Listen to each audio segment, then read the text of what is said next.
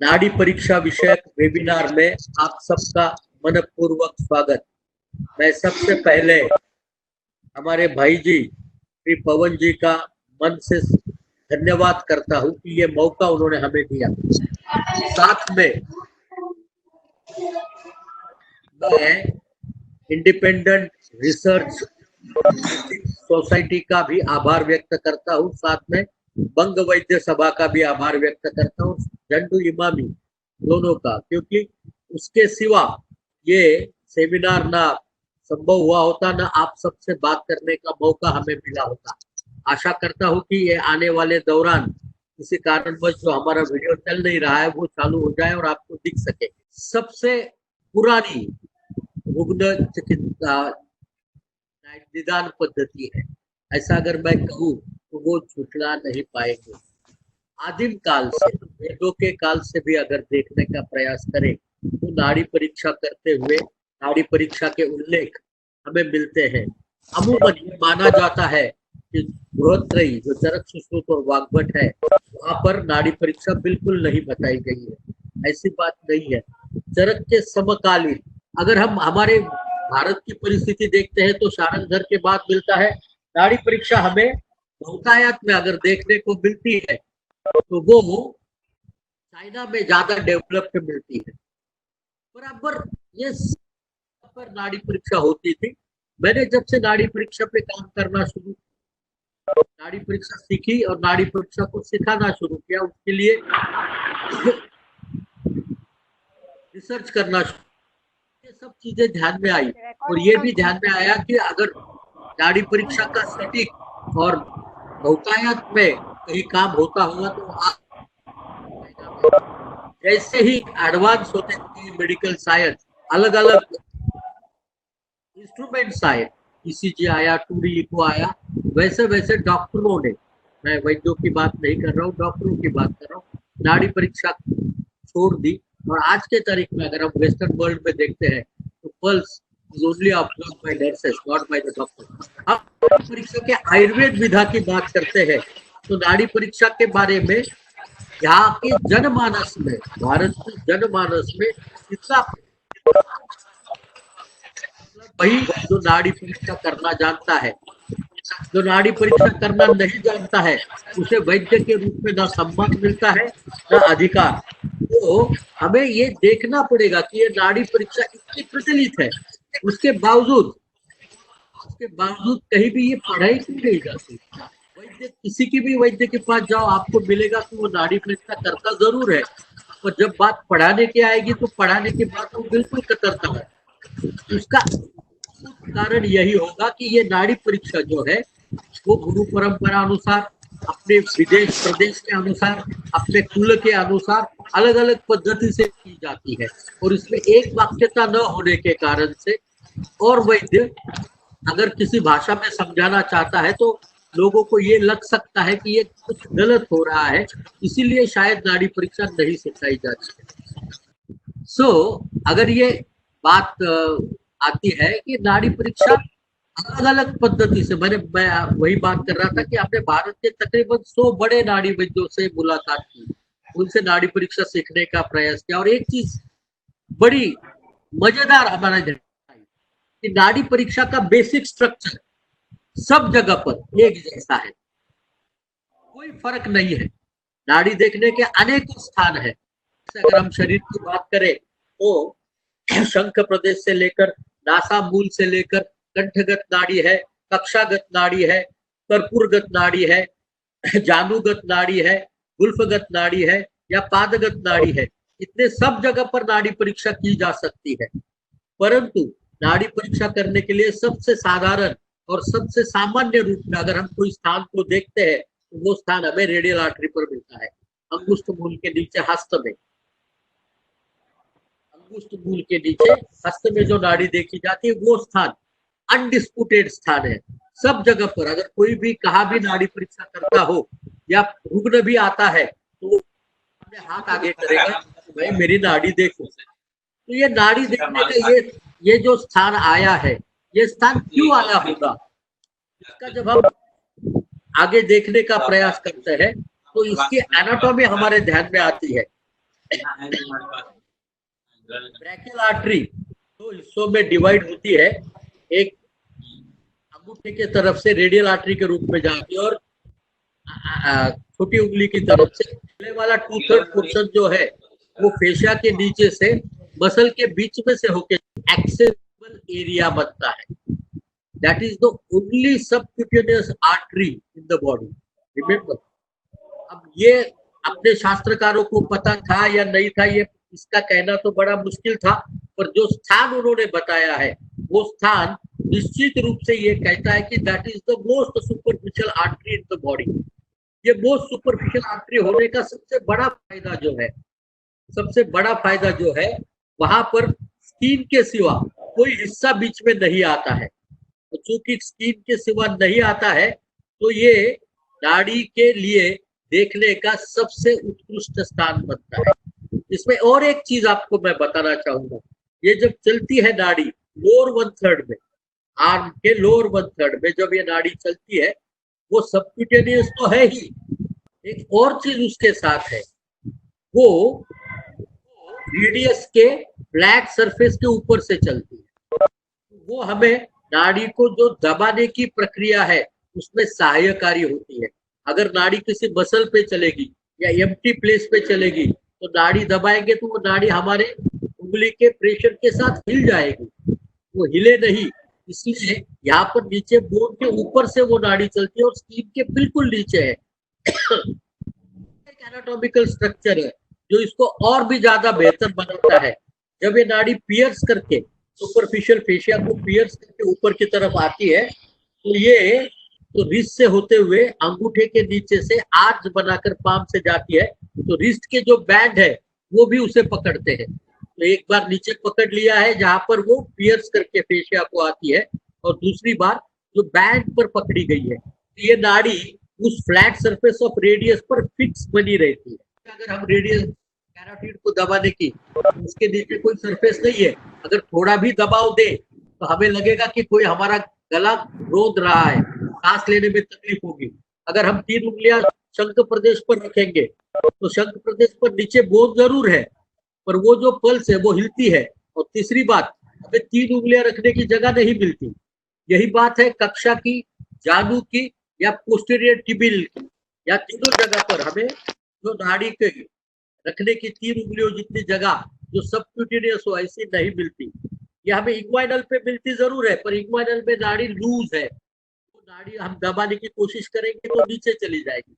इसीलिए अंगुष्ठ मूल के नीचे नाड़ी देखना ये anatomically the best possible place है, और इसीलिए शायद नाड़ी परीक्षा करते वक्त अंगुष्ठ मूल के नीचे की नाड़ी को देखा जाता है।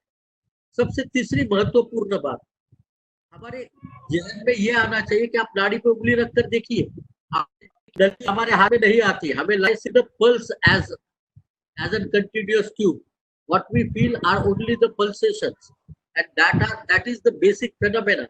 क्योंकि हमारे अंदर, शरीर के अंदर जो दोष है वो बायो एनर्जी के फॉर्म में काम करते हैं, और बायो एनर्जी के फॉर्म में जब वो काम करते हैं तो हमारे शरीर में होने वाली हर प्रक्रिया को एक स्पंदन के रूप में लेके जाते हैं, वेव फॉर्म में कन्वर्ट होते हैं। इट इज बीन अंडरस्टूड बहुत सालों से, शतकों से या हजार मिलियन ईयर से ये बात मानी जाती थी कि pulse is an expansion of the heart in the body, और ये सभी वस्तुएं शतकों से लोगों को ज्ञात थी। उसी का परिवर्तित स्वरूप, उसी का ज्ञान के रूप में समाहित स्वरूप हमें नाड़ी परीक्षा रूप में देखा जा सकता है। क्योंकि आज का हमारा सेमिनार नाड़ी परीक्षा की विधि के बारे में बात करने का है, तो मैं नाड़ी परीक्षा के थ्योरी के बारे में ज्यादा बात नहीं करूंगा। इसकी थ्योरी बड़ी लंबी चौड़ी चलती है, मैं 9-10 घंटे का सेमिनार लेता हूँ तो 1 आध घंटा उसके लिए देता हूँ कि नाड़ी चलती ही क्यों है। अगर हम ये सोचते थे कि नाड़ी अगर हमारे हार्ट का एक्सपांशन है तो हार्ट से निकलने वाला आओर्टा जो सबसे बड़ी आर्टरी है उसको अगर जांच कर तो हमें ज्यादा आसानी होती। क्या आपने किसी क्लिनिशियन को कभी आओर्टा जांच करते हुए देखा है? पॉसिबल नहीं होगा। अगर आओर्टा कभी कभी एब्डोमिनल आओर्टा में पल्सेशन आपको मिलते हैं, और that indicates a grave situation. नाड़ी परीक्षा के सबसे इंपॉर्टेंट बात जो है, जो नाड़ी की साइज है वो हमें ध्यान में रख के करती है कि यहाँ पर हमें पल्सेशन मिलेगा। यहाँ पर रेडियल आर्टरी जो है उसे जीव साक्षिणी के रूप में माना जाता है, और वही आर्टरी जो है जो हमारे शरीर में घटने वाले हर एक प्रक्रिया का ज्ञान हमें देता है। अगर हृदय से संबंधित कोई निदान करना हो तो आपको मन्या नाड़ी कैरोटिड का प्रयोग ज्यादा अच्छे से होते आएगा। मस्तिष्क में होने वाली बीमारियों के बारे में जानना हो, आंख की बीमारी के बारे में जानना हो तो आपको शंख प्रदेश में देखना पड़ेगा। अगर पाँव में होने वाले रक्त प्रवाह को देखना है तो आपको या पोस्टीरियर टिबियालिस आर्टरी पर देखना पड़ेगा, अलग अलग जगह पर। परंतु रेडियल आर्टरी आपके संपूर्ण शरीर में होने वाली घटनाओं का ज्ञान आपको कराती है, इसलिए रेडियल आर्टरी को ही देखा जाता है। जैसे कि हम कहते हैं कि सूरज पूरब में उगता है, आपको भी यही लगता होगा कि सूरज पूरब में उगता है, पर अगर हम ध्यान से देखें, अगर हमारे घर की खिड़की से आपको सूरज उगता हुआ सूरज दिखता हो तो ध्यान से देखेंगे तो आपको पता चलेगा कि सूरज एक स्थान से कभी नहीं उगता, उत्तरायण से दक्षिणायन की अवस्था के बीच में हमेशा घूमते रहता है, ये कि 35-60 डिग्री के बीच इसका स्थान बदलते रहता है। नाड़ी के लिए भी सबसे महत्वपूर्ण जगह वही है। दोषों की स्थिति, ऋतु काल सबका परिणाम होते हुए नाड़ी के जगह में एक निश्चित रूप से आपको ध्यान नहीं आ सकता। इसलिए जरूरत क्या है कि आप नाड़ी परीक्षा करते हुए उस ध्यान की निश्चित करना है। अगर तो सबसे आसान चीज है, छोटा सा प्रयोग करते हैं हम। आपके हथेली आप ऐसा रखिए जिसमें the back of the palm should face you and your palm should face the screen, और वहां पर आप अंगूठे के बीच में से, अंगूठे के नाखून के बीच में से अगर तर्जनी को लेके जाएंगे, अपने हाथ के लैटरल बॉर्डर से लेंगे, आपको एक बोनी प्रोमिनेंस मिलेगा जिसको हम स्टाइलाइड प्रोसेस के रूप में जानते हैं। ये स्टाइलाइड प्रोसेस जो है वो फ्लैट सरफेस ऑफ रेडियस का एंड है। Go medially before the midline of the wrist. मैं जब कहता हूं तो आप जब यहाँ से स्टाइलाइड प्रोसेस से मीडियली जाएंगे तो आपको जो हमारा रिस्ट टेंडन लगता है उसके पहले ग्रूव लाइक स्ट्रक्चर मिलेगा। ये छोटी सी ग्रूव जो है इसमें आपकी उंगली जाएगी तो आपको अमूमन यहाँ पर स्पंदन मिलेगा। अगर आप स्पंदन वहां नहीं मिलता है तो थोड़ा सा स्लाइड करना है।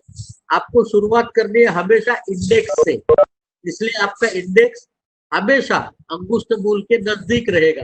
और ये जब आपको स्पंद मिल गया उसके बाद में वहां पर दूसरी उंगली और उसके बाद में तीसरी उंगली रखनी है। ये तीनों उंगलियां अगर रही तो आप आराम से नाड़ी परीक्षा कर सकते हो। आपको लगती है, आपको इसमें दो चीजें देखनी। अगर मेरे तरफ आप ध्यान से देखोगे तो मैंने सिर्फ टिप्स का प्रयोग किया है, सिर्फ मेरे उंगली के टिप्स का प्रयोग किया है, और ये टिप्स तीनों एक लाइन में है, एक प्लेन में है। और ये मैंने जैसे यहाँ रखी, मेरा perpendicular to my hand 90 degrees में रखी हुई, इससे मेरा एक्सेसिबिलिटी पल्स की तरफ ज्यादा अच्छे तरीके से बनता है। मैं कुछ एनिमेशन शेयर करता हूँ आपके साथ। नाड़ी परीक्षा हम 5 स्तर में बताते हैं। नाड़ी परीक्षा करने के अनेक विधाएं हैं। कुछ लोग जो है सिर्फ नाड़ी को एक बार देख लेते हैं, पता चलता है उनको। कुछ लोगों के लिए नाड़ी में ऊपरी और निचला स्तर, 2 स्तर देखे जाते हैं। कुछ लोगों में नाड़ी देखते हुए, नाड़ी का प्रयोग करते हुए अनेक स्तर का विधान किया जाता है। मैं जो नाड़ी परीक्षा करता हूँ वो नाड़ी परीक्षा 5 स्तरों की है, 5 लेवल्स। सतलाड़ जैसे व्यक्ति है जो नाड़ी में 7 स्तरों की बात करते हैं। कुछ और व्यक्ति है जिनको नाड़ी में अलग अलग स्तरों में नाड़ी देखने का विधान है। पर ये 5 स्तरों की नाड़ी जो है हमारे हिसाब से आसान है, जो प्रैक्टिकल है और आराम से आप कर सकोगे, इसीलिए ये 5 स्तरों का चयन हमने किया है।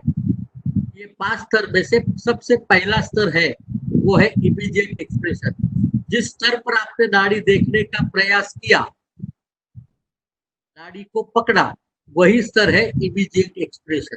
ये सबसे पहला स्तर है, ये सबसे पहला स्तर है। क्या आप इसे नाड़ी को फील कर सकते हैं? Please everybody try that way. This is a webinar, workshop webinar. It is not going to be a lecture seminar. मैं चाहता हूं कि आप सब लोग आज इस 2 घंटे के बाद नाड़ी परीक्षा आसानी से कर सको. आपने ये उंगली लिया, तर्जनी किया, हाथ के बाह्य भाग से निकलेंगे तो ये उभार आपको मिल जाएगा, जिसे रेडियल ट्यूबरोसिटी या स्टाइलॉइड प्रोसेस कहते हैं. वहां से आप अंदर की तरफ मीडियली आए तो आपको एक ग्रूव लाइक स्ट्रक्चर मिलेगा. वहां पर आपको पल्सेशन मिल जाएगा. अगर पल्सेशन नहीं मिलता है तो थोड़ा सा नीचे की तरफ जाइए, पल्सेशन जरूर मिलेगा. जैसे ही पल्सेशन आइडेंटिफाई हुआ, don't bother how much pressure you are putting. Don't bother where you are looking for the pulse, but identify the location of the pulse. And then just put next middle finger next to it and the ring finger next to it. The index finger should be the nearest to the thumb, and the ring finger should be furthest from the thumb or the nearest to the elbow. Are you able to feel the pulse? If you can feel the pulsation, then there are then there are 6 things which are to be observed here. पहली बात, सामान्यतः एक प्रश्न मुझे अक्सर लोग पूछते हैं कि नाड़ी परीक्षा पुरुषों में और स्त्रियों में अलग अलग की जाती है क्या? जब तक हमने उसे देखा है नाड़ी परीक्षा करते हुए, हमने 20,000 के ऊपर स्त्रियों की और पुरुषों की दोनों हाथ की नाड़ी देखने का प्रयास किया और हमें उसमें बहुत ज्यादा अंतर नहीं मिला. तो आप ये आराम से देख सकते हैं कि नाड़ी परीक्षा अगर आपको करनी है तो आपको किसी भी हाथ की नाड़ी परीक्षा करना स्वाभाविक है, संभव है. नाड़ी परीक्षा करते वक्त दाहिने हाथ की पुरुषों की नाड़ी देखना और बाएं हाथ की स्त्रियों की नाड़ी देखना ये व्यवहार है. Probably it's a convention. वो इतना डीप रूटेड है, लोगों के मन में आशंका पैदा होती है शायद आप नाड़ी परीक्षा नहीं समझते हो. इसलिए मैं सजेस्ट करता हूँ कि भले उसका कोई खास परिणाम अलग से नजर नहीं आता हो, फिर भी नाड़ी परीक्षा करते वक्त स्त्रियों के बाएं हाथ की नाड़ी देखना चाहिए, पुरुषों के दाहिने हाथ की नाड़ी देखना चाहिए. कहने वाले बहुत कुछ कहते हैं कि स्त्री इसलिए वो है इसलिए उसके बाएं हाथ का देखना चाहिए, पर हाँ, अगर हम शास्त्रीय दृष्टिकोण से देखने का प्रयास करेंगे तो दोनों में कोई खास अंतर हमें नजर नहीं आता है. तो नाड़ी परीक्षा करते वक्त आपने पहले तो यहाँ उंगलियां रख दी, तो आप दाहिने हाथ की करें, बाएं हाथ की करें. अपनी जब तक खुद की करें तो आप जो भी हाथ की करना चाहे वो हाथ की कर सकते हैं. जब बाहर किसी रुग्ण का करते हैं तो मेरा आपको सलाह है कि आप स्त्रियों के बाएं हाथ की और पुरुषों के दाहिने हाथ की देखें. नाड़ी परीक्षा की कुछ विधाएं ऐसी है जिसमें दोनों हाथ की नाड़ियां देखी जाती है. जैसे चाइनीज पद्धति में दोनों हाथ की नाड़ियां देखी जाती है, वसंतलाल जी की पद्धति में दोनों हाथ की नाड़ियां देखी जाती है. आपको ये जरूरी नहीं है कि आप कौन से हाथ की नाड़ी देखो इसमें जोर करें, पर व्यवहार में स्त्रियों के बाएं हाथ की और पुरुषों के दाहिने हाथ की नाड़ी देखी. यहाँ पर जो इमीडिएट एक्सप्रेशन है, जो अपनी नाड़ी को बिना विदाउट एनी मॉडरेशन, कोई प्रेशर की चिंता न करते हुए जहां पर हमने नाड़ी को उंगली रखी, वहां पर हम सबसे पहले हम 6 चीजें देखते हैं. यहाँ पर 6 चीजों में से सबसे पहला चीज अगर आपको देखना है तो वो है, शायद आप गलत तरीके से करते हैं,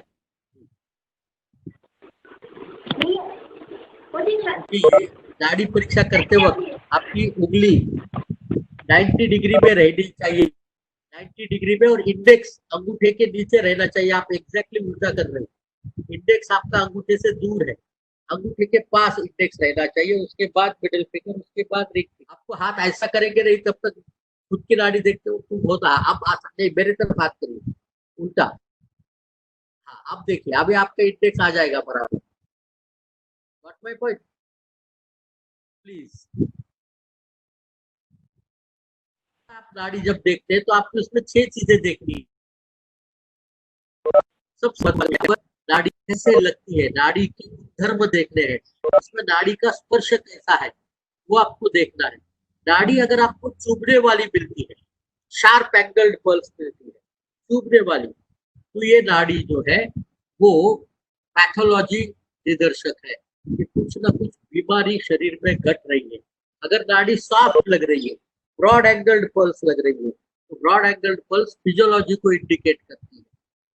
ब्रॉड एंगल पल्स फिजियोलॉजी को इंडिकेट करती है, और short angle pulse, sharp pulse pathology को इंडिकेट करती है।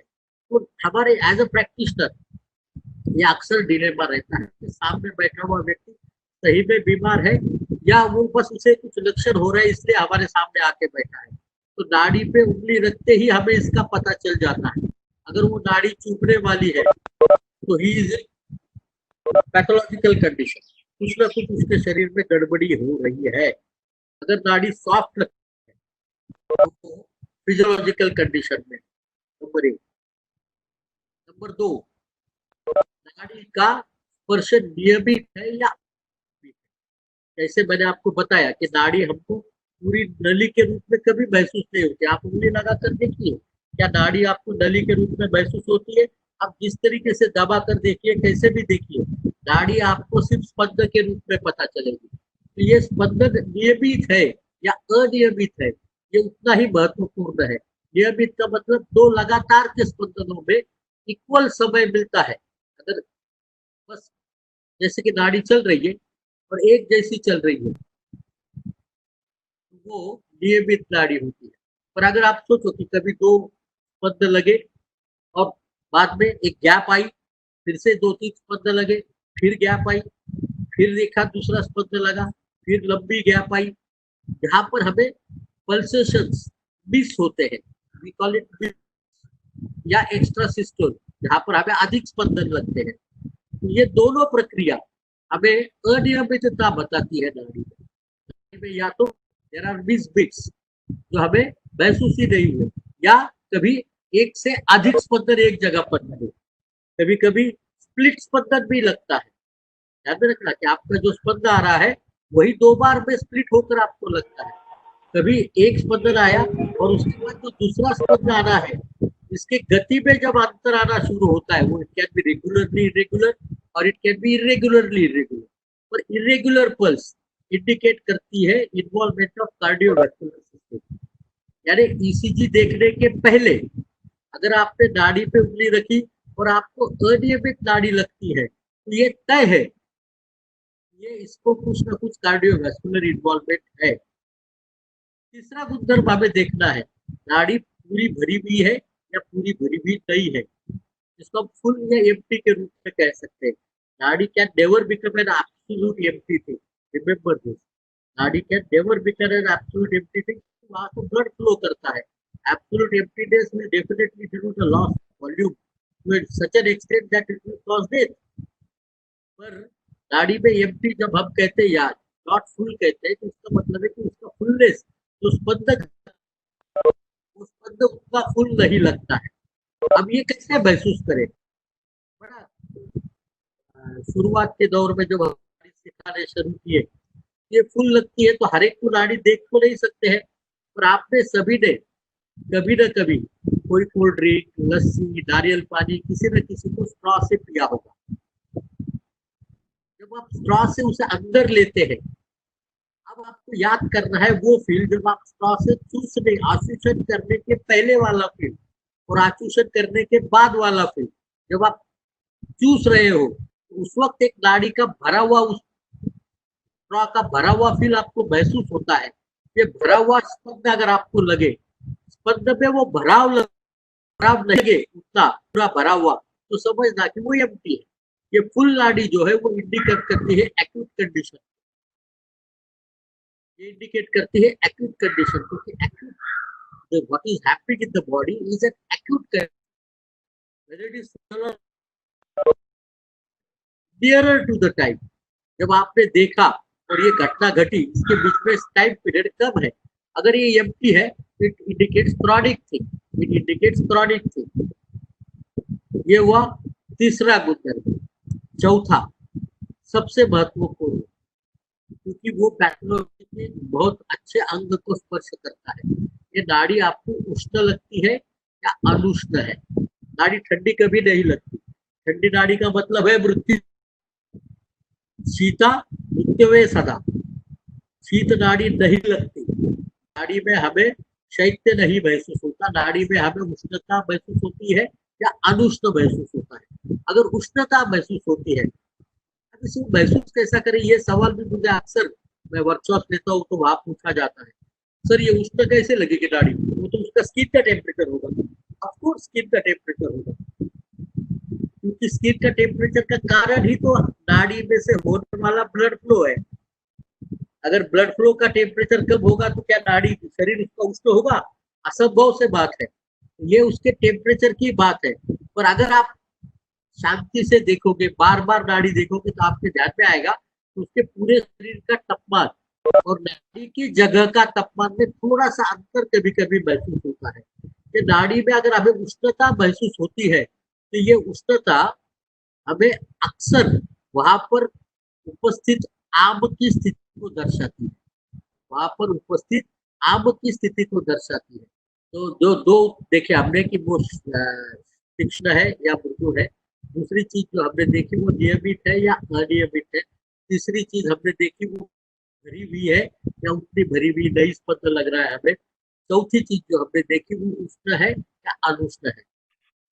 अब सबसे ज्यादा इम्पोर्टेंट आया पर नाड़ी हमें कौन से उंगली के, क्या नाड़ी आपको दो उंगलियों के एक साथ लगती है या एक जैसी लगती है? आपने कभी गौर नहीं किया होगा इस तरफ। और आप अगर आप गौर से देखेंगे तो आपको नाड़ी का स्पर्श आपकी एक उंगली पे, दो उंगली पे, किसी पे भी लग सकता है। और अगर तीनों उंगलियों पे भी लगता है तो वो अलग अलग इंटेंसिटी का लग सकता है। तो नाड़ी हमें कौन से उंगली के नीचे लगती है? वो एक हो सकती है, दो हो सकती है, तीनों हो सकती है। इसको ध्यान में रखना है। इसमें ध्यान में रखने का जरूरत इसलिए है कि नाड़ी परीक्षा में अगर हमें तर्जनी में नाड़ी लगती है तो वो हमें बताती है कि नाभि के नीचे वाले हिस्से में पादांगुली तक ये कार्य हो रहा है। अगर मध्यमा में लगती है, मिडिल फिंगर पे लगती है, तो नाड़ी हमें बीच नाभि से लेकर हृदय तक बीच वाले हिस्से में कार्य घटित हो रहा है उसके बारे में जानकारी देती है। और अगर हमें रिंग फिंगर में लगता है, अनामिका में लगता है तो वो हमें ऊपर वाले शरीर के हृदय के ऊपर वाले हिस्से में होने वाली क्रियाओं के बारे में जानकारी देती है। अब बात समझ में आई? शरीर के नीचे वाले हिस्सों में, नाभि के नीचे, नाभि और हृदय के बीच में और हृदय से ऊपर, ये तीन हिस्सों में शरीर को बांटा गया। आपको जितने भी आयुर्वेद के विद्यार्थी होंगे उनको ऐसे ही जब मैं बताना शुरू करता हूँ तभी ध्यान में आता होगा। वायु पित्तम कपश्चेत त्रयोदोषा समासता ते व्यापिनो, वो पूरे शरीर में व्याप्त है। फिर भी रन्नाभ्यो अधो मध्य ऊर्ध्व श्रेया। पर इसको कृपा करके इन फिंगर्स को यहाँ पर इमीडिएट इंप्रेशन में वात का, पित्त का और कफ इस रूप में न समझे, इस रूप में न समझे। इसका वात, पित्त और कफ के साथ जो संबंध है वो आगे चलते ही, जैसे जैसे आप आगे जाएंगे आपके ध्यान में आसानी से आएगा। तो ये बताती है शरीर के नीचे वाले हिस्से का कार्य, ये है शरीर के बीच वाले हिस्से का कार्य और शरीर के ऊपर वाले हिस्से का कार्य। अब हमें इसको ग्रेडेशन करना जरूरी है कि कार्य की तीव्रता कितनी है। इसलिए आप अलग अलग स्केल का प्रयोग कर सकते हैं। अगर आप ज्यादा शार्प है, आप अगर ज्यादा शार्प है तो आप 1 to 100 का स्केल इस्तेमाल कर सकते हैं। हमने एक आसान स्केल सबके लिए योजित की है जो है 4 लेवल स्केल्स, जिसमें 0 का मतलब है आपको पल्सेशन नहीं लगता है, नहीं लगता है। अगर जब आपको पल्सेशन नहीं लगता है तो वो हुआ 0 पल्सेशन। अगर आपको पल्सेशन लगना शुरू हुआ, एक वीक पल्सेशन है, बिल्कुल आया लगा और गया, आया लगा और गया, ऐसा पल्सेशन मिलता है तो वो है 1+। फुल स्ट्रांग पल्सेशन जब लगता है तो वो है 3+। इसके बीच में जो मॉडरेट पल्सेशन लगता है दैट इज 2+। जैसे कि हमने इस ग्रेडेशन को देखा तो क्या स्केल है हमारा? 0, 1+, 2+ और 3+। 1+ is weak pulsation, 2+ is moderate pulsation, and 3+ is strong pulsation. And when you don't find pulsation, under any of the finger you can write zero pulsation. Zero pulsation का मतलब है वहां पर आपको इस मिनट को जब आप नाड़ी देख रहे हैं उस समय कोई गतिविधि तीव्रता से नहीं चल रही है जो कि आपको नाड़ी में व्यक्त रूप में दिखे। नाड़ी हमेशा ध्यान रखिएगा, इट्स लाइक बैलेंस शीट, वो आपको इस क्षण की स्थिति बताती है। नाड़ी देखते हुए क्षण की स्थिति बताती है कि अभी नाड़ी में क्या घट रहा है, दोषों की स्थिति में क्या घट रहा है, शरीर में कहाँ क्या हो रहा है। इससे हम ग्रॉस एनालिसिस अगर हम करना चाहेंगे तो हमें इमीडिएट एक्सप्रेशन का उपयोग होता है। मैं फिर से दोहराना चाहूंगा, इमीडिएट एक्सप्रेशन हम देखेंगे। एक बात ध्यान में रखिएगा, आप रेडियो चलाते होंगे, पहले तो बड़े पुराने रेडियो आते थे, पवन जी के पिताजी, हमारे पिताजी के पिताजी, हमारे दादाजी के जमाने में जो रेडियो आते थे बड़े वॉल वाले रेडियो आते थे, और उसको खूब सारा एडजस्टमेंट करना पड़ता था, एक एंटीना बाहर लगाना पड़ता था लंबी चौड़ी, और उसको ट्यून करते थे, फिर फाइन ट्यून करते थे, SW1 SW2 SW3 के बटन होते थे, और दुनिया के अलग अलग चैनल लगते थे। जैसे जमाना बदला छोटे ट्रांजिस्टर आ गए, फिर AM FM आ गया, आज हमारे सबके मोबाइल में FM चैनल है, और FM चैनल में आप दुनिया भर के हर एक रेडियो को सुन सकते हैं। और उसको सुनने के लिए आपको जरूरत है उस चैनल को उस फ्रीक्वेंसी पर सेट करना उस एप्लीकेशन में। जब तक आप वो फ्रीक्वेंसी को आइडेंटिफाई नहीं करें, 98.3 का मतलब है रेडियो मिर्ची, अगर आप 98.6 पे लेके जाएंगे तो आपको रेडियो मिर्ची नहीं सुनाई देगी, दूसरा कुछ सुनाई देगा। नाड़ी परीक्षा में भी सबसे सटीक, अगर सबसे महत्वपूर्ण कोई बात है, उसके लोकेशन के आइडेंटिफिकेशन करना। इसलिए मैं समझता हूं कि नाड़ी परीक्षा में सबसे इंपॉर्टेंट, सबसे जरूरी, सबसे महत्वपूर्ण अगर कोई भाग है तो वो है नाड़ी परीक्षा का लोकेशन आइडेंटिफाई करना। आपने उंगली ली यहाँ से, और हर बार मैं बोल रहा हूँ, जैसे सूरज एक जगह से नहीं उगता, नाड़ी भी हर बार अलग अलग स्थान पर आपको महसूस करती है। प्लीज हर बार नाड़ी देखते हुए, अपनी देखे या रुग्ण की देखे, नाड़ी को आइडेंटिफाई लोकेशन जरूर करिएगा। हाईलाइट प्रोसेस जगह नहीं बदलने वाली, और आप धीरे धीरे जब नाड़ी देखना शुरू करोगे तो आपको ध्यान में आएगा कि नाड़ी जिस लोकेशन पे कल लग रही थी उसके सूद भर ऊपर नीचे इधर उधर कहीं ना कुछ चेंजेस आपको मिलेगा। लोकेशन आइडेंटिफाई करो, use the tips, all should be on the one plane, they should be perpendicular to the head। आपको देखना है नाड़ी शार्प है या सॉफ्ट है, उसके बाद आपको देखना है नाड़ी रेगुलर है या इरेगुलर है। शार्प नाड़ी बताती है पैथोलॉजिकल कंडीशन, सॉफ्ट नाड़ी बताती है फिजियोलॉजिकल कंडीशन। शार्प नाड़ी, रेगुलर नाड़ी, इरेगुलर नाड़ी बताती है कार्डियोवास्कुलर इन्वॉल्वमेंट। आपको तीसरी चीज देखनी है फुल या नॉट सो फुल। फुल नाड़ी बताती है एक्यूट कंडीशन, और नॉट सो फुल नाड़ी बताती है क्रॉनिक कंडीशन।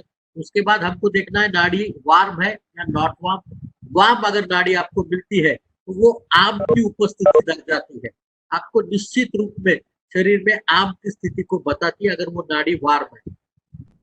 चार चीजें होने के बाद आपको देखना है कौन से उंगली के नीचे नाड़ी लगती है। इसमें इंडेक्स फिंगर हमें शरीर के ऊपर वाले हिस्से के बारे में, मिडिल फिंगर हमें शरीर के बीच वाले हिस्से के बारे में बताती है, और रिंग फिंगर हमें शरीर के नीचे वाले हिस्से के बारे में बताती है। एग्जैक्टली उल्टा, ध्यान में रखना। इंडेक्स फिंगर हमें नाभि के नीचे वाले हिस्से के बारे में बताती है, मिडिल फिंगर शरीर के बीच वाले, नाभि और हृदय के बीच वाले हिस्से के बारे में बताती है, और रिंग फिंगर हमें हृदय के ऊपर वाले हिस्से में, हृदय से मस्तिष्क का अंत तक जो आपको शरीर में कुछ क्रिया हो रही है उसके बारे में जानकारी देती है।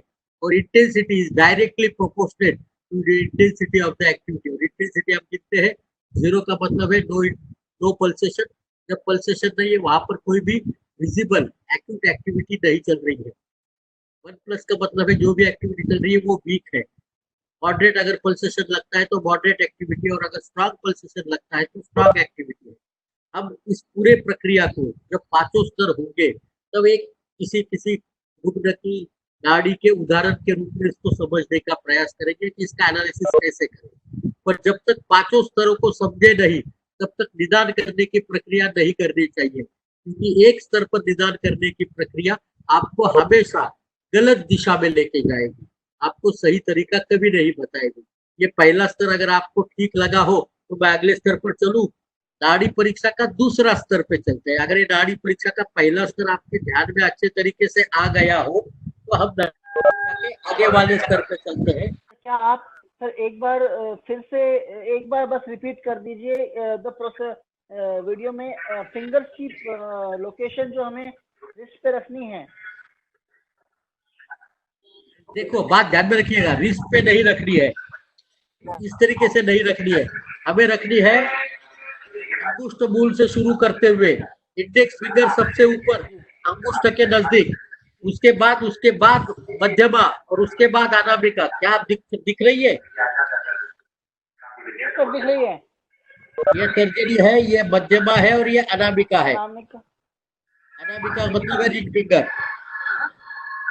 ठीक है, तर्जनी अंगुष्ठ के नीचे होनी चाहिए।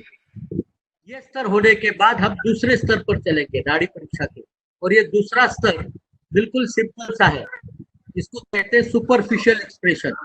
सुपरफिशियल एक्सप्रेशन अपने आप में सबको समझने जैसा है।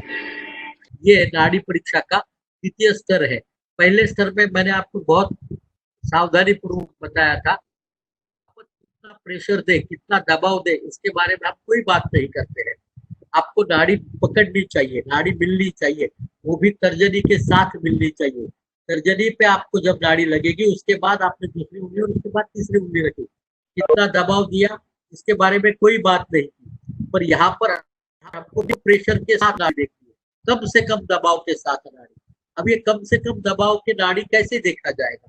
बात ध्यान में रखिएगा, नाड़ी परीक्षा के पांचों स्तर एक दूसरे पे डिपेंडेंट है, they are inter related and interdependent. जब तक आप इमीडिएट एक्सप्रेशन नहीं देखते हो तब तक आपको सुपरफिशियल तक पहुंचना नामुमकिन है।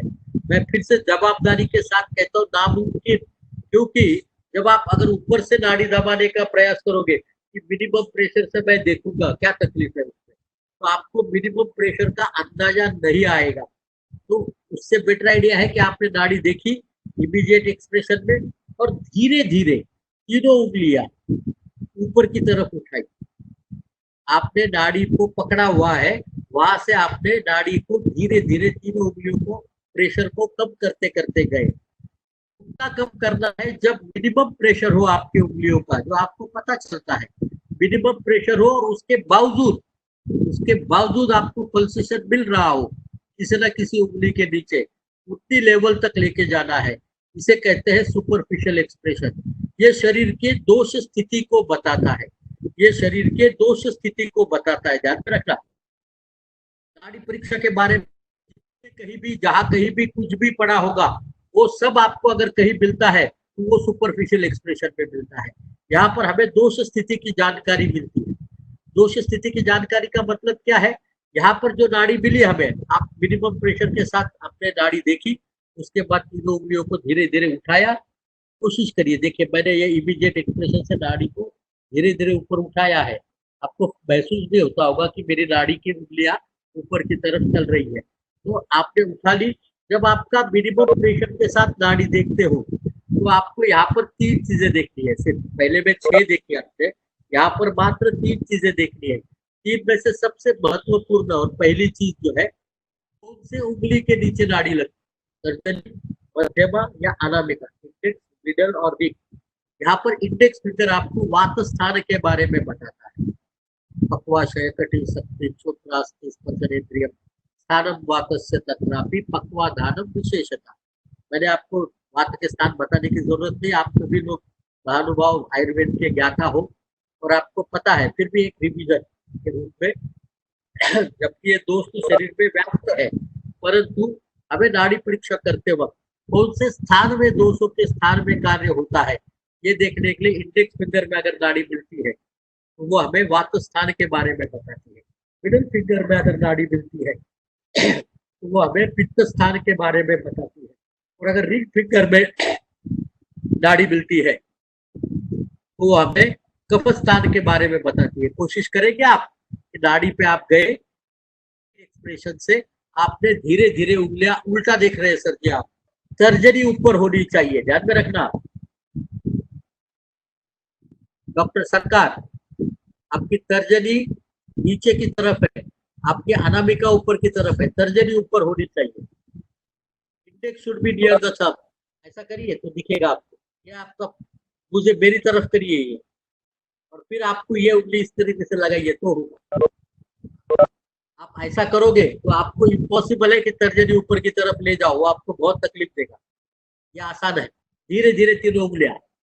इसमें स्थान का महत्व बहुत है। इसमें स्थान का महत्व बहुत है क्योंकि ये गणितीय प्रक्रिया है, और इस गणितीय प्रक्रिया में हर एक स्थान का अपना महत्व है। तो यहाँ पर आप जब नाड़ी देखते हो तो इंडेक्स फिंगर में जब सुपरफिशियल में लगती है तो वो हमें वात स्थान का बताती है, मिडल फिंगर में लगती है तो पित्त स्थान के बारे में बताती है। नाभिरामाशयो स्वेदो रसिका रुधिरम रसाहा दुष्पर्शनम च पित्तस्य नाभिरत्न विशेषम। और रिंग फिंगर में अगर लगती है तो वो हमें कफ के स्थान में बताती है। पुरकंठ शिरक्रोम पर्वाणि आमाशयो रसाहा वेदो घ्राणम च जिह्वा च कफश्च सुतरामुराः। अब अगर आसानी से देखना शुरू करेंगे तो नाड़ी में हमें ये सुपरफिशियल लेवल पर हमें कौन से दोष में, दोष के स्थान में कार्य चल रहा है इसका पता चलेगा। कौन से दोष के स्थान में कार्य चल रहा है इसका पता चलेगा। जब हमारा प्रेशर उस पर मिनिमल होगा तो हमारे एक्सटर्नल डिस्टर्बेंसेस उसके साथ नहीं है तो हमें नाड़ी की इंटेंसिटी भी वहां पता चलती है। और इंटेंसिटी हम सेम स्केल पर देखते हैं, 0, 1+, 2+ और 3+। 0 का मतलब है नो पल्सेशन, 1+ का मतलब है वीक पल्सेशन, 2+ का मतलब है मॉडरेट पल्सेशन, और 3+ का मतलब है strong pulsation. And that is directly proportionate to the intensity of the activity within the body. That is directly proportionate to the intensity of the activity.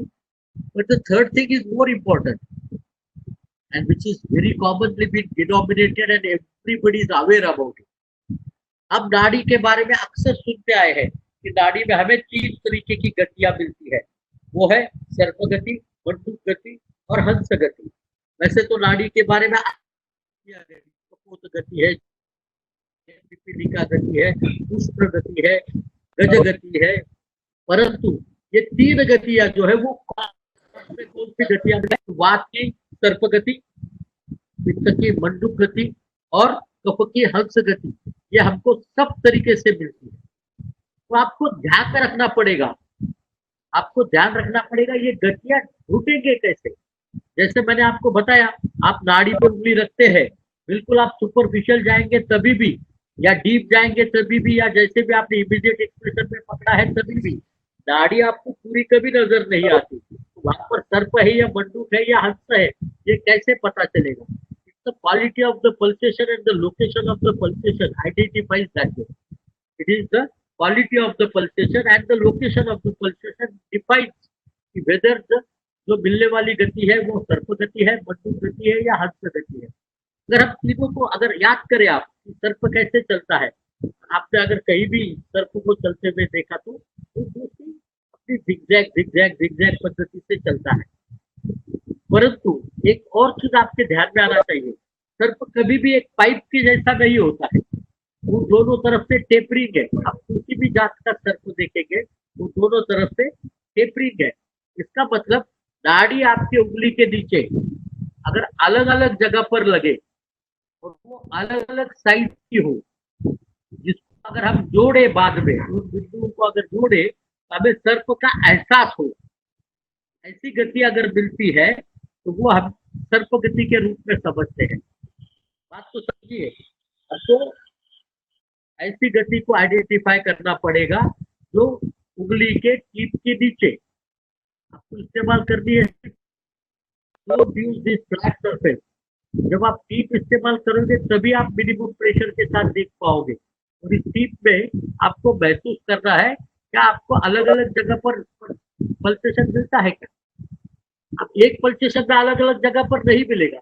जब हम नाड़ी देखते हैं अमूमन तो 1.5 से 2 मिनट तक नाड़ी देखते हैं कम से कम, और अगर शुरुआती दौर में नाड़ी देखते हैं तो हम 5 से 6 मिनट तक देखते हैं। अगर हम 1.5 से 2 मिनट नाड़ी देखें तो तकरीबन हम 1.5 अगर हम एवरेज में पकड़ते हैं तो 1.5 हम 2 मिनट में डिवाइड करते हैं तो हमें पर लेवल देखो महसूस करते हैं। सिर्फ एक पल्सेशन कर आइडेंटिफाई करो, आपको कंसेक्यूटिव पल्सेशन को फॉलो करना पड़ेगा। कंसेक्यूटिव पल्सेशन तीनों उंगलियों के नीचे आइडेंटिफाई, ये तीनों उंगलियों में अपने आप सुपरफिशियल एक्सप्रेशन में अगर देखते हैं तो हमें सबसे इंपॉर्टेंट बात ध्यान में रखनी पड़ेगी कि यहाँ पर हमारा दबाव बिल्कुल नहीं है, इसके कारण से ही मात्र हमें यहाँ पर गति का ज्ञान हो सकता है। आगे चलेंगे तो ये अगर हमें अलग अलग जगह पर मिलती है, अलग अलग साइज की नाड़ी सुपरफिशियल में, तो वो हमें वात की गति जो सर्प गति है वो बताती है।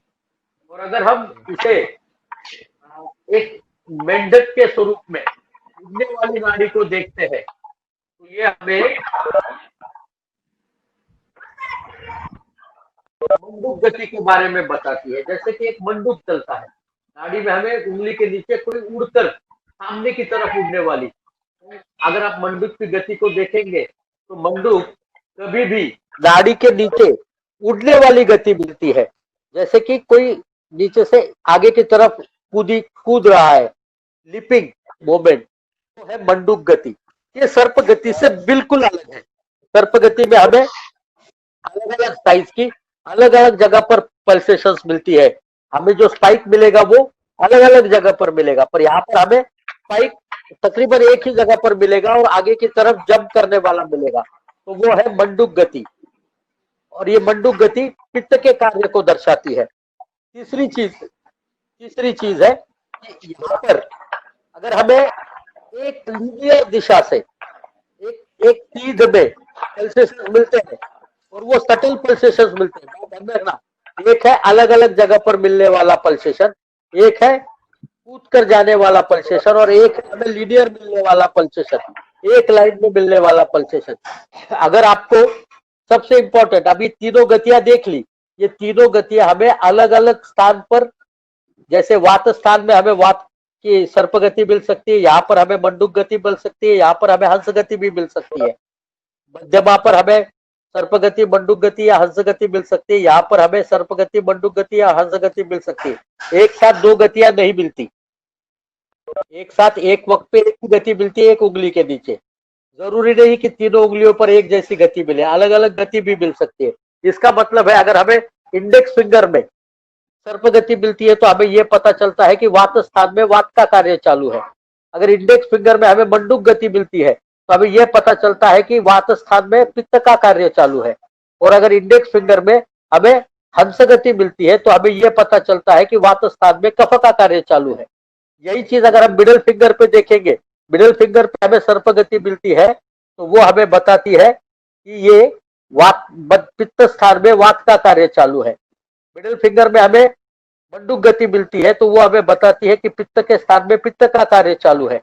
और वो अगर हमें हंस गति मिलती है तो वो बताती है पित्त के स्थान में कफ का कार्य चालू है। सिमिलरली अगर हमें रिंग फिंगर में सर्प गति मिलती है तो कफ स्थान में वात का कार्य चालू है, कफ स्थान में अगर मंडूक गति मिलती है तो कफ स्थान में पित्त का कार्य चालू है, और अगर हमें हंस गति मिलती है तो कफ स्थान में कफ का कार्य चालू है। ये हो गया दूसरा स्तर जो हमें दोषों की सद्य स्थिति के बारे में पता कराती है। अब तीसरी सबसे इंपॉर्टेंट बात हम प्रकृति के रूप में समझते हैं। अगर प्रकृति अगर हमें जाननी है तो प्रकृति जानने के लिए सबसे आसान, आप सभी लोग आप नाड़ी परीक्षा सही तरीके से करते हो या नहीं करते हो यह समझने के लिए सबसे आसान अगर कोई प्रक्रिया होगी तो यहाँ पर आप अपने आप को समझ सकते हो कि नाड़ी आपकी सही चल रही है नहीं चल रही है। आपको करना एक ही चीज है, यहाँ पर आपकी तीनों उंगलियां आपने रखी है, इमीडिएट पे रखिए, आप उल्टा कर रही है मैडम, इंडेक्स ऊपर होनी चाहिए, इंडेक्स ऊपर, उसके बाद में मिडल, उसके बाद में रिंग, उसके बाद आप सुपरफिशियल चली गई, और सुपरफिशियल जाने के बाद आपको तीनों उंगलियां पूरी ताकत से दबानी है, इतना जोर से दबाना है कि पल्सेशन बंद होना चाहिए, नाड़ी में कोई स्पंद नजर नहीं आना चाहिए, इतना दबाना है। और ये जब दबा देंगे आप तो उसे धीरे से तीनों उंगलियों को साथ में थोड़ा सा ऊपर उठाना है। जैसे ही थोड़ा सा ऊपर उठाया आपने, पल्सेशन फिर से स्टार्ट होगा, और जैसे ही शुरू हुआ वहीं पे रुक जाना है, जैसे ही शुरू हुआ वहीं पे रुक जाना है, क्योंकि वहां पर रुकेंगे तभी आपको नाड़ी में नीचे के लेवल का, इसको डीप एक्सप्रेशन कहते हैं, इसको डीप एक्सप्रेशन कहते हैं, इसमें नाड़ी को नीचे के लेवल के स्पंदन के बारे में आपको पता चलता है, और नीचे के लेवल के स्पंदन में आपको आपकी प्रकृति पता चलती है। इसमें आपको आपकी प्रकृति पता चलती है। अभी आप देखिए, यहाँ पर आपको सिर्फ दो चीजें देखनी है। कौन से उंगली के नीचे नाड़ी लग रही है, इंडेक्स, मिडल और रिंग, और उसकी इंटेंसिटी कितनी है। अगर आपको इंडेक्स में लगती है तो आपके प्रकृति में वात का कार्य चालू, वात है। अगर मध्यमा में लगती है तो पित्त है, और अनामिका में लगती है तो कफ है, और इंटेंसिटी सबसे ज्यादा जिसकी होगी वो प्रधानता होगी। अगर आप अगर नाड़ी देखते हैं तो आपको पता तुरंत चल जाएगा कि आप सही देख रहे हो कि नहीं देख रहे हो, क्योंकि तकरीबन सभी वैद्यों को अपनी प्रकृति तो निश्चित पता होती है। तो आप नाड़ी देखोगे तो आपको पता चल जाएगा। डीप लेवल में जाइए, नाड़ी देखिए, आपने पकड़ी, इमीडिएट से सुपरफिशियल गए, सुपरफिशियल से डीप गए, डीप जाने के बाद आपने उसको थोड़ा सा छोड़ा, पूरा दबा दिया, पल्सेशन बंद होना चाहिए, पल्सेशन थोड़ा सा छोड़ना। जैसे ही आपने छोड़ा, आपका ध्यान में रखना, हमेशा रिंग फिंगर में आपको पल्सेशन शुरुआत में लगेगा, क्योंकि हृदय से आने वाला फ्लो रिंग फिंगर की तरफ से जाएगा। आपको 5 से 6 पल्सेशन छोड़ देने हैं, 5 से 6 पल्सेशन आपको छोड़ देने हैं, और उन छोड़ने के बाद पल्सेशन स्टेबल हो जाएंगे। सबसे ज्यादा पेस कहाँ मिलता है, उसके बाद में 2 नंबर पर दूसरा और 3 नंबर पर तीसरा। आपको तीनों पल्सेशन आइडेंटिफाई करते आएंगे, तो आपके शरीर में प्रकृति में दोषों की कौन सी स्थिति है वो आपको आइडेंटिफाई करेगी। और आप निश्चित रूप से ध्यान में रखिएगा, प्रकृति जनरली बदलती नहीं है। तो आपको नाड़ी में मिलने वाली प्रकृति, आपने जो पढ़ाई के वक्त प्रकृति देखी थी उसके साथ मैच होती है कि नहीं, आपको इमीडिएटली पता चलेगा। और आप नाड़ी परीक्षा सही कर रहे हो या नहीं कर रहे हो, इसका भी अंदाजा हो जाएगा। अगर आप नाड़ी परीक्षा सही कर रहे हो तो आपकी प्रकृति का बिल्कुल मुआयना आप इसमें कर सकते हो। नाड़ी को पूरा दबाया, बंद कर दिया, धीरे से छोड़ा, जैसे ही छोड़ा पल्सेशन शुरू होंगे, रिंग फिंगर में पहले लगेगा, उसको 5 से 6 पल्सेशन जाने देना, और उसके बाद में जो पल्सेशन आपके स्टेबल होते हैं उनको आइडेंटिफाई करना, कौन से उंगली में लगते हैं, इंडेक्स, मिडल और रिंग, और इंटेंसिटी कितनी किसकी कितनी है। तो इंडेक्स फिंगर यहाँ में वात को बताता है, मिडल फिंगर पित्त को बताता है, और रिंग फिंगर कफ को बताता है। तो आपकी नाड़ी में अगर इंडेक्स में सबसे ज्यादा पल्सेशन है तो आपकी वात प्रधान नाड़ी है, मिडल में ज्यादा है तो पित्त प्रधान नाड़ी है, रिंग में ज्यादा है तो कफ प्रधान प्रकृति है। अगर इंडेक्स और मिडल में अधिक है तो आपकी वात पित्त प्रधान है, मिडल और रिंग में अधिक है तो कफ पित्त प्रधान है, और अगर रिंग और इंडेक्स में अधिक है तो कफ वात प्रधान है। तीनों उंगलियों में एक जैसी नाड़ी लगती है तो त्रिदोषात्मक आपकी प्रकृति है, इसका ज्ञान हो जाएगा। अब आपको सामान्य रूप से देखें तो शरीर में कौन से हिस्से में क्या हो रहा है उसका पता है, अभी की दोष स्थिति के बारे में पता है, और सबसे इंपॉर्टेंट अगर हम अगली बात करें, अभी का पता है, दोष स्थिति का पता है, और प्रकृति का पता है। तो प्रकृति से कितना आप डेविएट हो गए हो इसका भी पता आपको चल गया है, तो आपकी निदान की प्रक्रिया शुरू हो गई। अब इसको हमें आइडेंटिफाई करना कि एग्जैक्ट लोकेशन कहाँ है, ये कौन से लोकेशन पे मुझे नाड़ी लगती है। तो शरीर के अंदर जो अभी घटना घट रही है वो कौन से लोकेशन पे सबसे अधिक घट रही है, इसको आइडेंटिफाई करेंगे अगर हम, तो हमें क्या करना है, चौथे लेवल पर जाना है। ये 3 लेवल अगर सही है तो फिर हम अगले लेवल की तरफ चलते हैं। चौथा लेवल है सब दोषा लेवल। ये सुनने को डिफिकल्ट है, करने को बिल्कुल डिफिकल्ट नहीं। सुनने को थोड़ा सा डिफिकल्ट लग सकता है पर करने में कतई डिफिकल्ट नहीं है। अभी आपने सुपरफिशियल नाड़ी देखी, आपने डीप नाड़ी देखी, जहां पर मिनिमम प्रेशर के साथ देखी और मैक्सिमम प्रेशर के साथ देखी। अब एक बार फिर से देखिए तो आपको पता चलेगा कि आप नाड़ी में देख क्या रही है। जब आपने सबसे सुपरफिशियल मिनिमम प्रेशर के साथ देखी और सबसे ज्यादा प्रेशर के साथ देखी, 2-3 बार करेंगे तो आपके नाड़ी के थिकनेस का अंदाजा आ जाएगा। दबाया छोड़ा, दबाया छोड़ा, तो हमारी उंगली कितना चलती है उसका अंदाजा आता है। नाड़ी एवरेज ऑन मीडियम साइड पर अगर हम देखते हैं तो 3 mm के आसपास की होती है रेडियल आर्टरी। तो अभी हमें क्या करना है, सुपरफिशियल पे जाना है, उंगली मिनिमम प्रेशर के साथ रखनी है, और सिर्फ इंडेक्स फिंगर को पहली बार सिर्फ इंडेक्स फिंगर को आपको 1/3 अंदर दबाना है, 1/3 अराउंड 1 mm। इतना अंदर दबाएंगे आप तो आपको नाड़ी के नीचे, उंगली के नीचे पल्सेशन लगना शुरू होगा। तो आपको सिर्फ छोटी सी बात करनी है, ये जो टीप है इस टीप के 4 हिस्से करने हैं। नंबर 1 जो अंगूठे के तरफ का है, नंबर 2 उसके बाद वाला, नंबर 3 बीड लाइन के उस पार वाला, और नंबर 4 सबसे आखिरी छोर का। अगर ये 4 हिस्से करते हैं अब, तो हमें नाड़ी में ध्यान में रखिएगा, हमारी उंगली का जो टीप है वो तकरीबन 12 mm का होता है, और इसके 4 हिस्से करेंगे तो 3 mm का एक हिस्सा पड़ता है।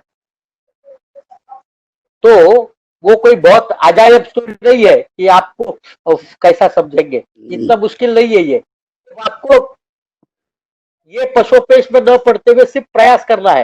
नाड़ी परीक्षा ये करने की वस्तु है। नाड़ी परीक्षा आप अगर करोगे तो बहुत आसान है, नहीं करोगे सोचोगे तो बहुत डिफिकल्ट है। सोचने से नहीं होता, करने से होता है। तो आप पहले तो एक एक आपने सुपरफिशियल पे रखा और सिर्फ एक उंगली को 1 mm अंदर की तरफ डाला। 1 mm एक ही उंगली। देखिए आप अगर ये देखेंगे तो आपको पता चलेगा कि मैं 1 mm अंदर डाल रहा हूं, मतलब कितना डिफरेंस है। मेरी इंडेक्स है वो 1 mm नीचे है। आपको सिर्फ इतना ही करना है कि 1 mm नीचे डालना है, और आपको महसूस करना है कि नंबर 1, नंबर 2, नंबर 3 या नंबर 4 कहाँ पे पल्सेशन मिलता है। हो सकता है कि आपको पूरी उंगली पर भी मिले, 2 या 3 पे भी मिले, 1 या 2 पे भी मिले, 2 या 4 पे भी मिले, 1 से ज्यादा में भी मिल सकता है। पर या तो 1 में मिलेगा, 2 में मिलेगा, 3 में मिलेगा या 4 में मिलेगा, या 1 से ज्यादा में मिलेगा। तो उसको हम 5 नंबर देंगे। 5वां नंबर कौन सा? जब हमें स्प्रेड मिलता है, पहली भी नाड़ी मिलती है 1 से ज्यादा में, 1 में, 2 में, या 1 में, 3 में, 1 में, 4 में, 2 में, 3 में, 2, 4 में, 2, 3, 4 में, सब में अगर ऐसी नाड़ी मिलती है तो उसको हम नंबर 5 कहते हैं। अब आप ध्यान में रखिएगा, दोषों के प्रकारों को अगर सोचोगे तो ये 5 है। प्राण जो मस्तिष्क में रहता है, उदान उरस्थानम उदानस्य नासानाभिद गलाश्चरित, समान अग्नि समीपस्था, अपान अपानगाह, और व्यान सर्व शरीरगाह। तो यही नंबर 1 को है प्राण, नंबर 2 पे है उदान, नंबर 3 पे है समान, और नंबर 4 पे है अपान। और अगर पूरे में फैला हुआ मिलता है तो वो है व्यान सर्व शरीरगाह। ये क्रम ध्यान में रखना जरूरी है। प्राण, उदान, समान, अपान और व्यान। 5 नंबर पर व्यान जो सर्व शरीरगाह है। तो आपको लोकेशन पता चला, प्राण का लोकेशन मिलता है तो शिरस्थान में दोषों की कार्य चल रहा है। उदान में मिलता है तो गल से लेकर शिरस्थान या इंद्रिय, प्राण इंद्रिय का भी कारक है। अगर हम उदान में देखते हैं तो गला से लेकर हृदय और फुफ्फुस का भाग जो है वो उदान में आएगा। अगर हम समान को देखें तो हमारा पूरा डाइजेस्टिव सिस्टम समान में आता है, और एक्सक्रीटरी सिस्टम अपान में आता है, सर्कुलेटरी सिस्टम हमारा व्यान में आता है। Is it clear? तो अगर हम यही चीज आपको ऊपर उंगली ले जानी है और मध्यमा को वंथन अंदर डालना है। ध्यान में आया? मेरी एक उंगली जो मध्यमा है वो दोनों उंगलियों से थोड़ा सा 1 mm नीचे गई है। अगर मध्यमा 1 mm अंदर डाल जाते हैं तो उसमें भी आपने को 1, 2, 3, 4 और 5 ये चीज देखनी है, जिसमें 5वां नंबर जो है वो संपूर्ण शरीर का है। या मध्यमा पित्त के प्रकारों को बताती है। जैसे नंबर 1 पर पाचक पित्त, नंबर 2 पर रंजक पित्त, नंबर 3 पर साधक पित्त, और नंबर 4 पर आलोचक पित्त, और नंबर 5 पर त्वचा जो भाजक पित्त।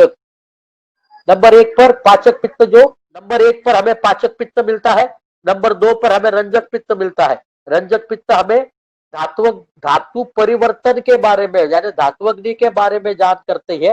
रंजक पित्त हमें यकृत के बारे में जानकारी देती है।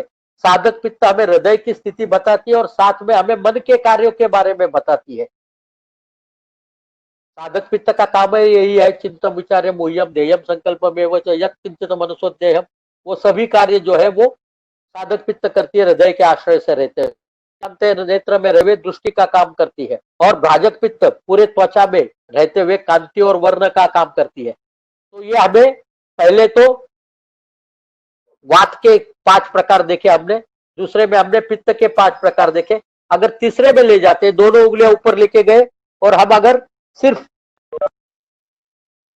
सिर्फ रिंग फिंगर 1 mm नीचे लेके जाएंगे, जैसा आप देख सकते हैं, तो हमें यहाँ पर मालूमात मिलेगी, यहाँ पर आपको मालूमात मिलेगी कफ के प्रकारों की। रिंग फिंगर आप देखते हैं क्या, रिंग फिंगर सिर्फ 1 mm नीचे गया है। इस स्थिति में आपको आइडेंटिफाई करना है, ध्यान में रखिएगा, इस स्थिति में आपको फिर से 1 2 3 4 और एक से ज्यादा हिस्से में मिलता है तो नंबर 5। तो पहला तो है क्लेदक कफ, जो अन्न को क्लीन करने का काम करता है। दूसरा है अवलंबक कफ, जो फुफ्फुस में उरस्थान में रहते हुए हृदय और कफ का उरस्थान का अवलंबन करता है। 3 नंबर पर है बोधक कफ, जो रस ज्ञान कराता है। 4 नंबर पे है तर्पक कफ, जो हमें मस्तिष्क को पोषण कराने का काम करता है।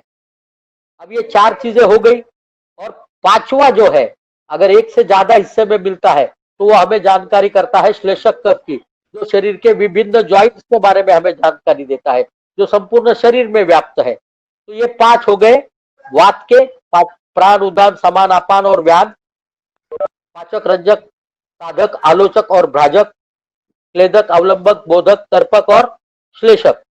तो ये हमें लोकलाइजिंग करता है दोषों की स्थिति को, व्याधि को, निदान प्रकृति को। जहां भी हमको एब्सोल्यूट लोकलाइजेशन करना है वो काम यहाँ हो जाता है। अब आखिरी चीज को हम चलते हैं, आखिरी लेवल जो 5वीं लेवल है, वो हमें धातुओं के बारे में बताती है।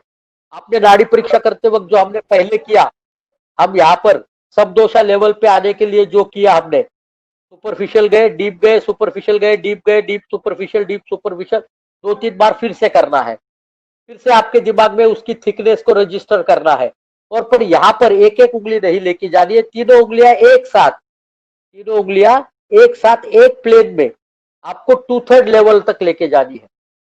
अब 2/3 लेवल को आइडेंटिफाई कैसा करें, 1/3 तो आपने देख लिया क्योंकि 1 mm है, अब 2 mm को जाना है। पर ध्यान में रखिएगा, इससे ज्यादा आगे गए तो आप डीप लेवल पे जाएंगे, जिससे नाड़ी बंद हो जाएगी। नाड़ी बंद होने के पहले रुकना है।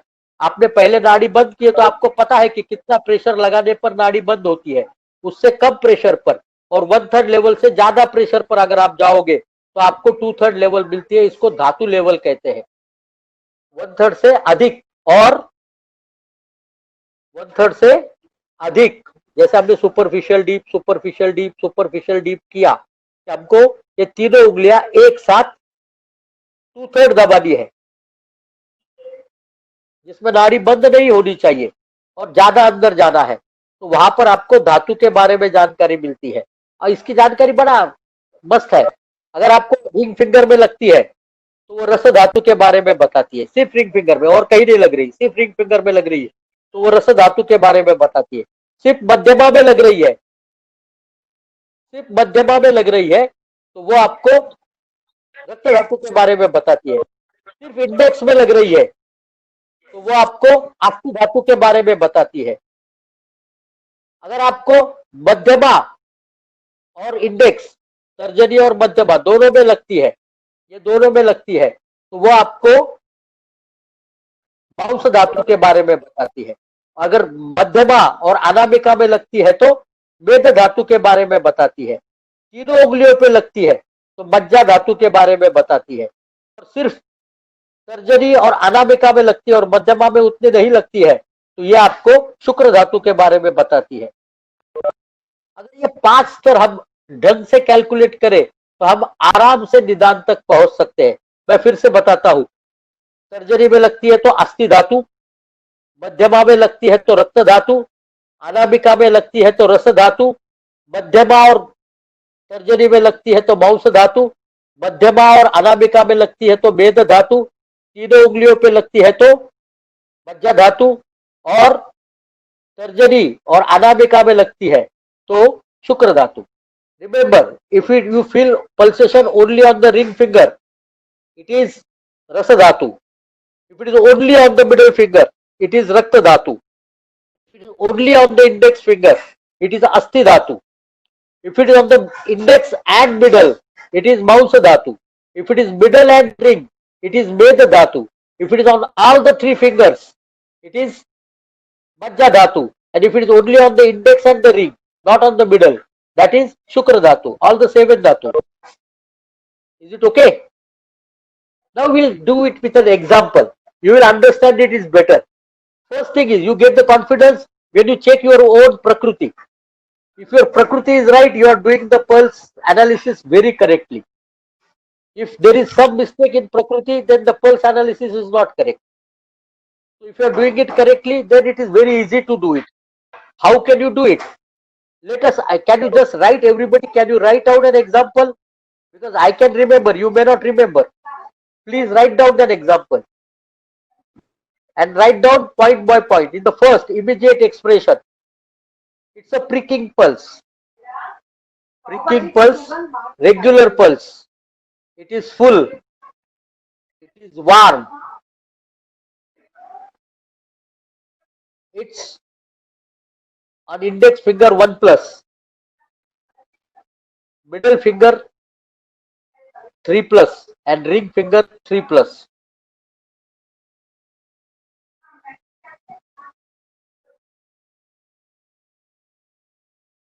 Is it clear? Or it can be middle finger also 1 plus and ring finger 3 plus. Middle finger 1 plus and ring finger 3 plus. Then we go to the superficial level. In index finger, you get 2 plus with Hansagati. In middle finger, you get 3 plus with Sarpagati, and in ring finger, you get 3 plus with Hansagati. In index finger, it is 1 plus with Hansagati. In middle finger, it is 3 plus with Manduk Gati, and in ring finger, it is 3 plus with Hansagati. Is it clear? Then, in deep, you find ring finger 3 plus, middle finger 2 plus.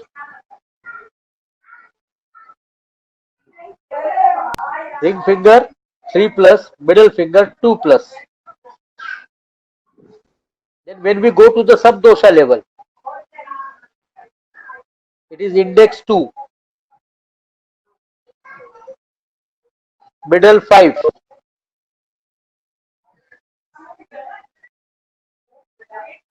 and ring 2.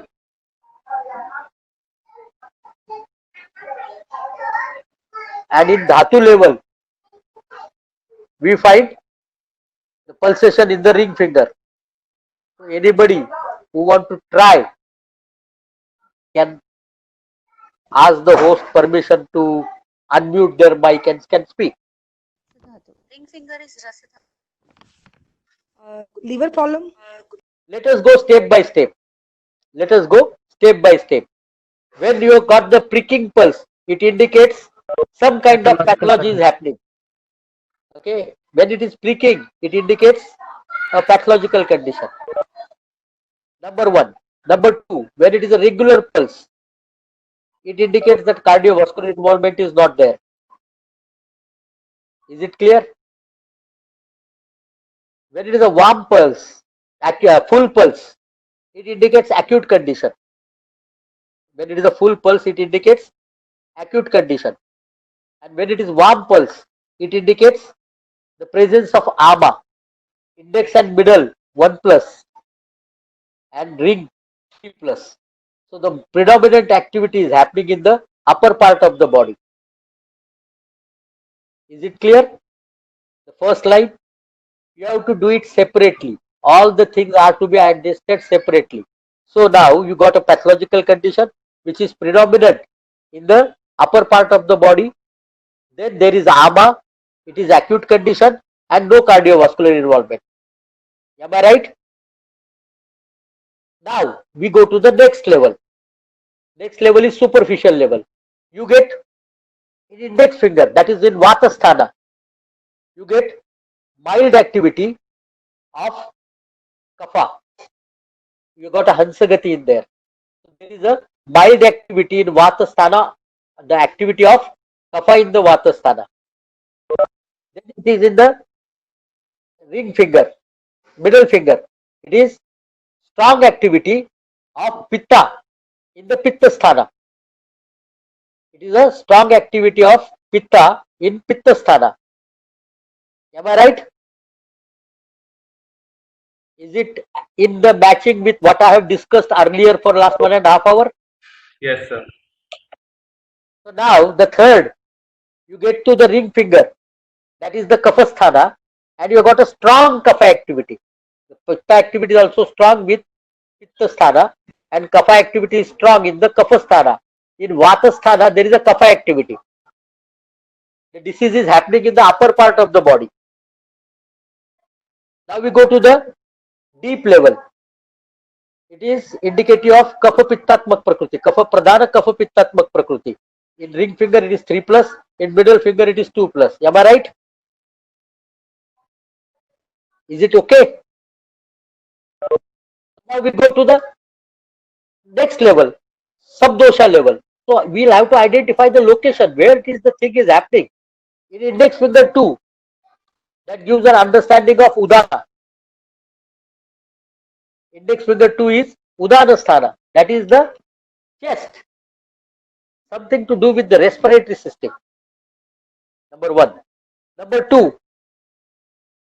two, we go to the middle finger. It says 5. The skin.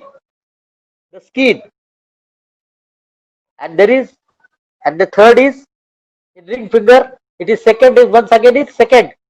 So that gives you an understanding of avlambak kapha. Once again, something to do with the respiratory system. The activity of kapha happening there. Right?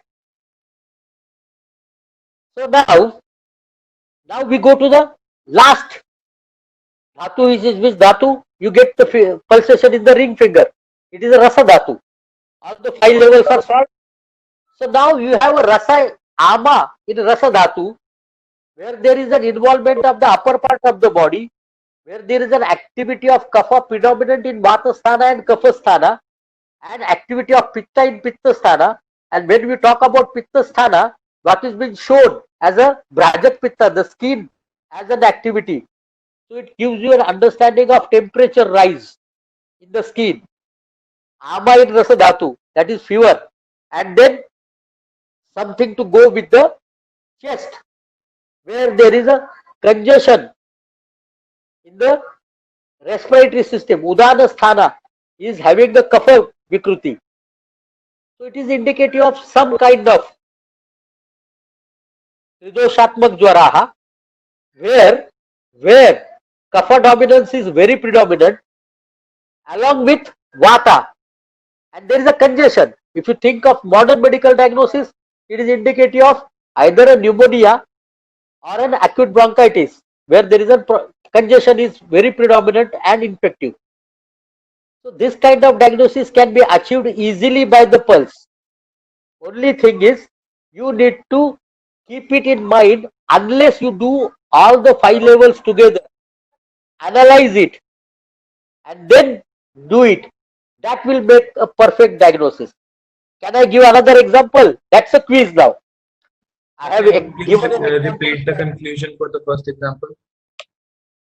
You have to repeat it, my dear. Can you just do it, please? Yes, sure, sir. I will try. The You pricking. should try. Yeah. Yeah, the pricking. Just a minute, is sir. You have done the 5 levels, right? Yes, sir. Should I give another example, a quiz, and then there will be question answer. Okay, sir. The quiz answer should be given at the end of question answers, and there is an award from my side. I'll send you the one who is the winning. Great. The one. If there are multiple people, then Dr. Pawan Sharma, हमारे बड़े भाई साहब, वो select करेंगे कि कौन विजेता है. उसको हम हमारी तरफ से एक ऑनलाइन नाड़ी परीक्षा के संबंधित बेहतरीन वस्तु भेंट करेंगे, जो मैंने हाल ही में नया एक प्रेजेंटेशन और आर्टिकल लिखा है कि नाड़ी परीक्षा इन कार्डियोलॉजी. मैं उनको मेरी तरफ से गिफ्ट करूंगा, free publication gift. Please don't publish it anywhere with the request of that. So now the quiz. Now the quiz. You got a pricking pulse. Himanshu जी थोड़ी देर के लिए मैं जरा एक बार इतना कंप्लीट कर दूं उसके बाद. You got a pricking pulse. A pricking pulse which is irregular, which is empty, which is not warm. You get ring finger 3 plus. It is a pricking pulse, irregular, pricking pulse, irregular, empty, not warm, and in the ring finger 3 plus. In superficial, you are getting middle finger 2 plus, Sarpagati, ring finger 3 plus, Sarpagati, index finger 1 plus, Sarpagati. In deep, you got 3 plus on the ring finger. In index finger, you find number 1. In middle finger,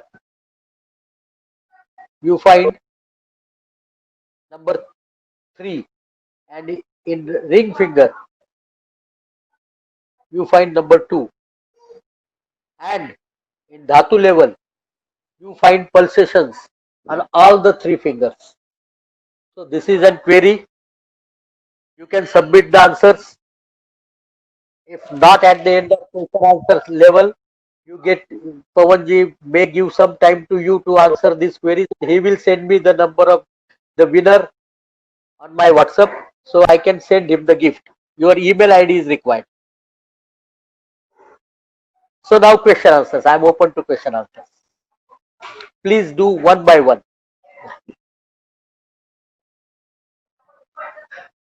Sir, Dr. Ark, Dr. Jayesh, Dr. Bilas, please take over the stage for question answer. Please ask if anybody has some question. अगर किसी को कुछ पूछना है, प्रश्न पूछना है, तो पहले अपना नाम बताइए, इंस्टीट्यूट बताइए, उसके बाद प्रश्न पूछिए. hi sir.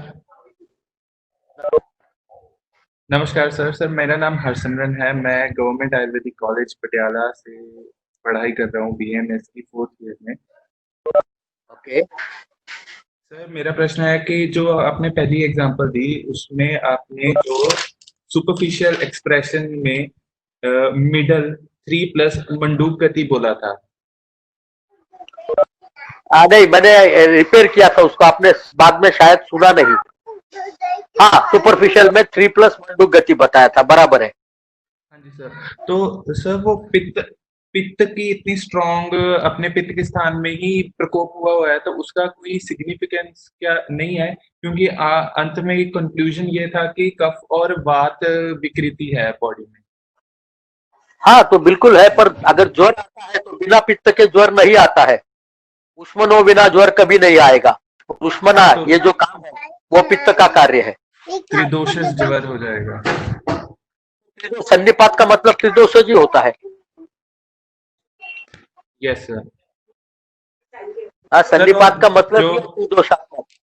Okay sir. Sir जो सेकंड क्वेश्चन आपने भेजा है उसका आंसर कैसे सेंड करना है? यही 5 लेवल में काम करना है.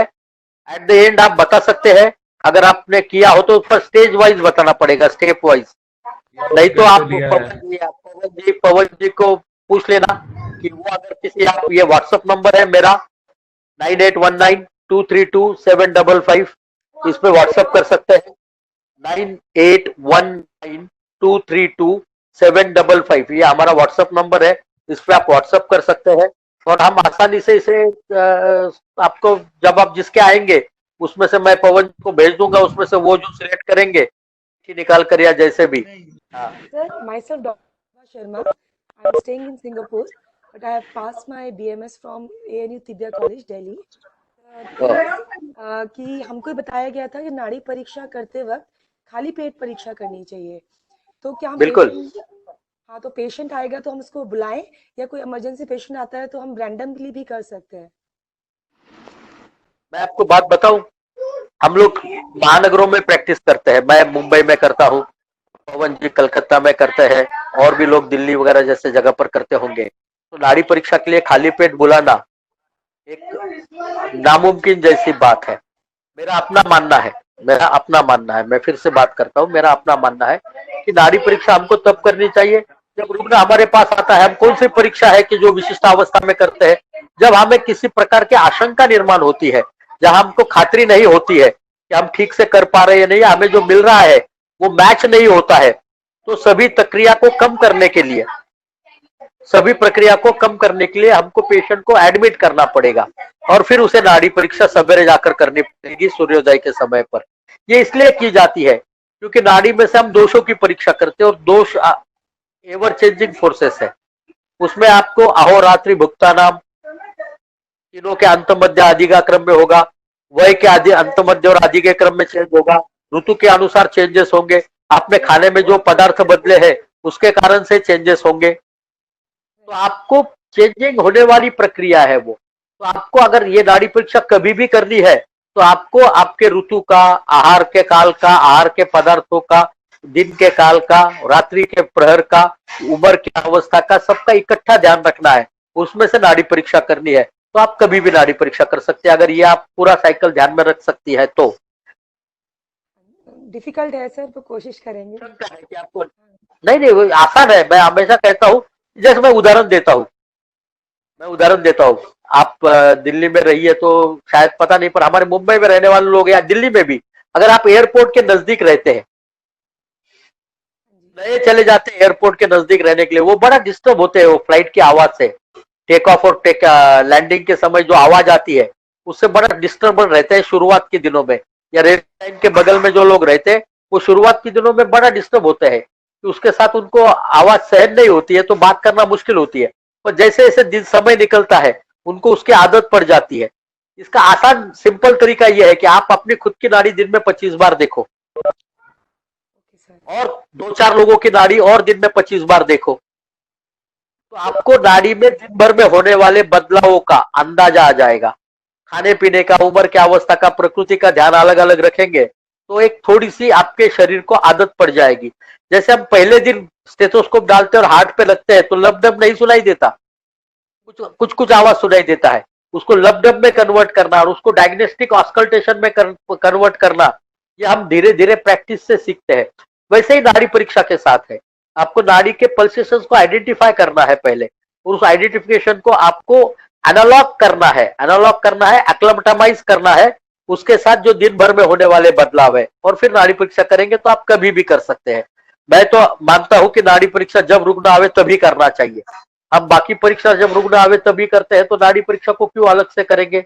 और ऐसा होता तो परीक्षा करते वक्त कहते वो कि नाड़ी परीक्षा सिर्फ खाली पेट करनी चाहिए।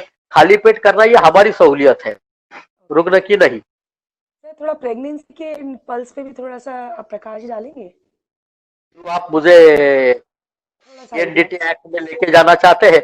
नहीं नहीं, बस सिंपल ये कि प्रेग्नेंट और लेडी को नॉर्मल। इंडिया में बैन है, पर फिर भी मैं बता देता हूँ आपको। पर मैं लिंग के बारे में नहीं बताऊंगा, जबकि वो भी जान सकते हैं। हाँ? आपको नाड़ी परीक्षा करने में एक अलग पद्धति से प्रेग्नेंट नाड़ी की परीक्षा करनी पड़ेगी। देखो, प्रेग्नेंट नाड़ी दो रुदा होती है, तो नाड़ी जब आप देखते हो तो आपको ड्यूअल फीलिंग मिलती है। हमेशा ध्यान में रखना, पहला एक पल्सेशन मिलता है और बाद में दूसरा पल्सेशन मिलना शुरू होता है उसी जगह पर। ये दिखाती है कि वो प्रेग्नेंट है। पर एक और तरीका है, आसान तरीका, वसंत लाड जी बताते हैं जिसको, उस परंपरा से है ये। उसमें क्या करना, आपको कनिष्ठिका जो है आपकी छोटी उंगली, ओके सर। छोटी उंगली का बेस ऑफ कनिष्ठिका जो है, here can you feel see this, yes sir. you have to feel the pulsation there. If okay you find the pulsation there, you have to see on both the hands, remember. Okay If you find the pulsation there, it is indicative of pregnancy. Otherwise you don't find pulsation. Otherwise you don't find pulsation in the base of the little finger. You have to catch hold of it in the index and middle thumb and then feel it. If you find it a pulsation there, it is indicative of pregnancy. And then Further, as you go deep, you can find it out whether it is the first trimester, second trimester, or third trimester. If you do go more deep, you can find out which month it is going on. And if you go further deep, you can find out which what the fetus is. Yeah. Next, please. One more question. I was expecting this. I have one question, sir. Sir, it is said that we are in the third level, we are trying to understand the prakriti of the person, but when the patient is coming to us, we are not getting the normal prakriti because he has come in a state when his prakriti has been vitiated because of the rog that he is coming with. So how will I diagnose the prakriti in the stage of rugan? When the patient is coming in a disease condition, so how will I know when the patient is coming to me for the first time? I have never seen him before. So how will I assess the prakriti in a Vikriti state? Thank you, sir. What alters is the superficial pulse. What alters is the superficial pulse and the immediate expression. What alters is the subdosha levels and the dhatu levels. The prakriti level, the deep level remains the same and the constant. You know, there is a verb. The water at the base of the river is very stable. Even आप गंगा में भी जाएंगे, हरिद्वार में, जहाँ ऊपर आप सतह जो है बहुत तेज चलती है, आपको निचली सतह पर संथता मिलेगी।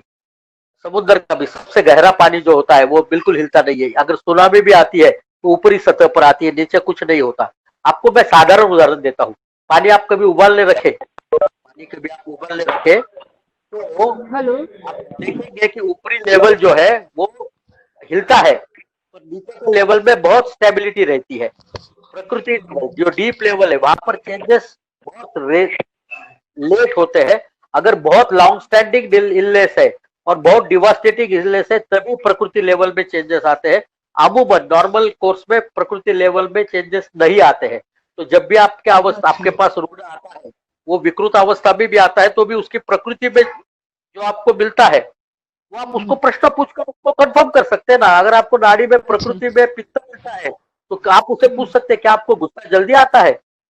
वात प्रकृति में मिलता है तो उनको आप पूछ सकते हैं कि क्या आप काम तेजी से करते हैं, चलते कौन से स्पीड से। कफ प्रकृति आता है तो आप उसको पूछ सकते हैं, उसकी आवाज से, उसके डील डोल से आपको समझ में आ जाती है। ये कंफर्मेशन के लिए नाड़ी परीक्षा है जी। Thank you sir. Hello sir, कोई आपकी बुक सर पब्लिश हुई है जो हम लोग जिसको और अच्छे से पढ़ने के लिए? हाँ, मेरी बुक पब्लिश्ड है। मेरा एक पुस्तक है pulse diagnosis in computer age, which is in its 4th edition, which is almost going to get sold out. उसका next edition 5th edition due था अभी, ये कोरोना के कारण से थोड़ा डिले होगा, सितंबर में आएगा। एक हमारी बुक है work book for pulse diagnosis workshop. एक हमारी सीडी है मास्टर ट्रेनर प्रोग्राम इन पल्स डायग्नोसिस। हमारा पेन ड्राइव मिलता है जिसमें कॉम्प्रिहेंसिव पल्स डायग्नोस्टिक टेक्निक्स के बारे में पूरी जानकारी इकट्ठा है। मेरी बाकी किताबें जो विषय में, ये नंबर है मेरा जो व्हाट्सएप नंबर मैंने आपको बताया, इस पे आपकी रिक्वायरमेंट डाल देंगे तो कैसे मिलेगी इसके बारे में बता पाएंगे। पर मैं माफी चाहूंगा कि लॉकडाउन तक आपको भेज नहीं पाऊंगा। नहीं, okay sir. Thank you sir, thank you sir, thanks lot. Thank you sir. Anything else? Sharma sir. हाँ जी हाँ बोलिए, कोई तो भी एक जन बोलिए। मैं डॉक्टर दिवाकर मिश्रा गोरखपुर से बोल रहा हूँ। नमस्कार सर। हाँ नमस्कार। और मैं थोड़ा ये जानना चाह रहा था, जैसे आपने अभी बताया कि पित्त की प्रधानता से ही फीवर होता है। हेलो हेलो के इन्वॉल्वमेंट की सिवा प्रधानता नहीं कहा मैंने, मैं फिर से दोहरा रहा हूँ। पित्त के इन्वॉल्वमेंट के सिवा ज्वर आना, आप कहते हैं कि अगर हम बहिर्निरस्य कोष्ठाग्नि ज्वरदासुर रसादुखा ये संप्राप्ति को भी समझते हैं तो कोष्ठाग्नि का मतलब है कोष्ठ के अंतर्गत रहने वाला पित्त। वो जब बहिर्निरस्य होगा, जो अग्नि बहिर्निरस्य होगा तभी जाके ज्वरदा होगा। ज्वरदा उष्णता होनी है, उष्मना पित्त शूल वात के बिना नहीं, पूय कफ के बिना नहीं और उष्मना पित्त के बिना नहीं। ये तो चीजें हम सीखते आए हैं और ये शास्त्र सिद्ध है। ये तो है, ये मैं ये जानना चाह रहा हूँ कि जैसे जो संक्रमण, जैसे आज जो वायरस का संक्रमण है वो हमारे रिस्पायरेटरी सिस्टम पे हो रहा है संक्रमण इसका, और फीवर इसका प्राथमिक लक्षण है। हेलो मैं सुन रहा हूँ। हाँ, तो जो फीवर है इसका प्राइमरी जो लक्षण है वो फीवर ही है इसका। और इसे कफ की प्रधानता हो रही है इसमें। तो ऐसी कंडीशन में मैं कोविड की बात कर रहे हैं तो मैं बात करूं कुछ। हाँ, कोविड की ही मैं बात कर रहा हूँ आपसे। कोविड की संप्राप्ति अगर ढंग से देखेंगे हम, कोविड की संप्राप्ति को अगर हम ढंग से देखेंगे तो पहले फीवर ही आता है ऐसा कतई नहीं है। आज 70% of the patients which are found in India are asymptomatic. Number one. Number two, the first symptom which you get is irritation in the throat. So, and then it is followed by the fever. And now certain new symptoms also have been added recently. Day before yesterday, we got an reports that there are multiple symptoms which are new. But the end symptom is not only the congestion because of the cough which is happening in the lungs. It is more drastic is the bleeding happening in the organs, and multi-organ failure is one of the prominent reasons for death. Not only the airway blockage is the reason for the death. That is also a reason for the death. The plug, the cough becomes plug. It is a predominant productive cough which has been dried up. पिछलता जाकर स्टैंपता आ गई कफ में, तो वो बंद करता है Airways को। ये कारण था शुरुआत के दिनों में, इस पे ध्यान दिया गया, पर जैसे जैसे पोस्टमार्टम रिपोर्ट आते गए तो पता चला कि यहाँ पर मृत्यु जो हो रही है मेजॉरिटी लोगों में ऑर्गन मल्टी ऑर्गन फेल्योर के कारण से हो रही है, और उसका कारण है हीमोग्लोबिन का डिसइंटीग्रेट होना। और हीमोग्लोबिन डिसइंटीग्रेट होने के कारण से पेशेंट में ये प्रक्रिया मिलती है जो बाकी कहीं नहीं मिलती। अगर हम पल्स ऑक्सीमीटर से देखते हैं, नॉर्मली अगर हमारा पल्स ऑक्सीमीटर बताता है कि हमारा oxygen concentration in the arteries is around 95%, तो हम ब्रेथलेस हो जाते हैं, गास्पिंग करते हैं।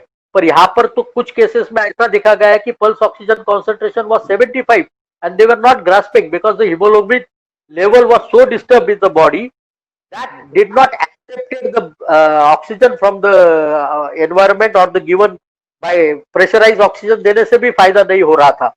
और यही प्रक्रिया जाने मानी गई है, और इसीलिए भी वेंटिलेटर पर रहने के बावजूद भी डेथ हो रही है। आपका हीमोग्लोबिन का टूटना, उसका ऑक्सीजन कॉन्सेंट्रेशन कम होना और ऑर्गन में ब्लीड होना, ये अपने आप में पित्त की इन्वॉल्वमेंट बताता है। अब आएगी बात ये ज्वर की, ये तो अभिसंगत ज्वर है निश्चित रूप से। अगर हम इसको भूताभिसंगत ज्वर में के रूप में लेंगे तो भूताभिसंगत ज्वर भी जो है वो एक सन्निपातिक ज्वर है। कफवात प्रधान सन्निपातिक ज्वर की भी बात करेंगे तो हम अपने आप पित्त की अनुषंग इसमें आएगा ही, ऐसा नहीं होगा। और कफ प्रधानता के साथ शुरू होने के बाद ये fortunately later stage of the disease condition it is turning out to be an pitta condition. अगर आप सबको उसको शांति से सब पोस्टमार्टम रिपोर्ट्स और बाकी रिपोर्ट्स अगर देखेंगे तो ये बड़ा डिवास्टेटिंग है। अगर कफ प्रधान होता, वसंत ऋतु में होने वाला सामान्य ज्वर होता कफ प्रधान ज्वर, तो इसको कैसे भी आराम से निपटाया जा सकता था। इतना आसानी से निपटाया नहीं जाता है। जब ये आगे वाले कंडीशन में जाता है तो पित्त की इन्वॉल्वमेंट होकर डेथ होती है। अगर पित्त की इन्वॉल्वमेंट नहीं होगी तो डेथ का प्रमाण बहुत कम होगा। पित्तवात की इन्वॉल्वमेंट होती है, कफ की इन्वॉल्वमेंट होती है, तो कफ को हम सीतोपालादि से कंट्रोल कर सकते थे। ज्वर को हम मैंने तो एक दवा बड़ी गवर्नमेंट ऑफ इंडिया को जोर शोर से रिकमेंड की थी, वो है चिराकीन 64 नाम की जो दवा है। वो मैंने बहुत पहले दिन, जिस दिन हमको पता चला उस दिन हमने कहा कि इस तरीके के ज्वर में अगर हम कोई दवा का इस्तेमाल कर सकते हैं तो वो चिराकीन है। और हम दूसरी दवा इस्तेमाल करें जो त्रिशूल है, जो त्रिभुवन कीर्ति और महासुदर्शन चूर्ण का कॉम्बिनेशन के रूप में है, बहुत शानदार काम करती है। हमने काफी लोगों में याद दिया है और उसका बेनिफिट भी है। पर क्या अब तो नया WHO का कुछ रिपोर्ट आता है कि ये शाकाहारी लोगों में कम पाया गया है। अभी कुछ जगह पर हमने एक ग्रुप के साथ बात की थी, महर्षि आयुर्वेद के जो लोग हैं, यूरोप में इतना डिवास्टेटिंग कंडीशन हुआ है पर महर्षि आयुर्वेद के लोग इन्वॉल्व नहीं है। अब इसमें बहुत सारी थेरीज आएगी, जैसे जैसे ये नॉवेल डिसीज है, अभी तक हमको किसी को पता नहीं है कि क्या हो रहा है। ये जैसे जैसे डिसीज का पूरा ब्यौरा आएगा हमारी नैदानिक प्रक्रिया पूरी होगी। आज हम सिर्फ अनुमान करते हैं, और मैं भी एक रिक्वेस्ट करता हूँ सभी मेरे मित्रों से कि हम कभी भी किसी भी बीमारी को आयुर्वेद की किसी वर्णित बीमारी को क्यों ढूंढेंगे।